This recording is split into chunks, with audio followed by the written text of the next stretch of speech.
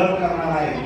काही जणांच्या मनात प्रश्न असतो की आम्ही पहिल्या नामाचं स्मरण जास्त वेळ करायचं की दुसऱ्या नामाचं स्मरण जास्त वेळ करायचं की तिसऱ्या नामाचं स्मरण जास्त वेळ करायचं। मात्र पाचव्या नामाचं नामस्मरणाचं महत्व असं आहे की ती एक्सप्रेस गाडी आहे, कमी वेळेमध्ये तुम्हाला मोक्षाला घेऊन पोहोचवणारी गाडी आहे।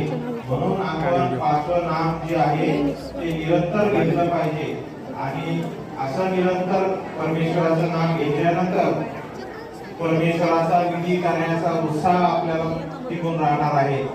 तुम्हाला अनुभव घ्यायचा ना पाचव्या नामाचा, मग आजपासूनच सुरुवात करा की जास्तीत जास्त वेळ मी पाचवं नामस्मरण करणार आहे। पाचव्या नामाचं हे तुम्ही खुणगाट बांधा आणि बघा पुढच्या 15 दिवसामध्ये तुमच्यामध्ये काय बदल होतो।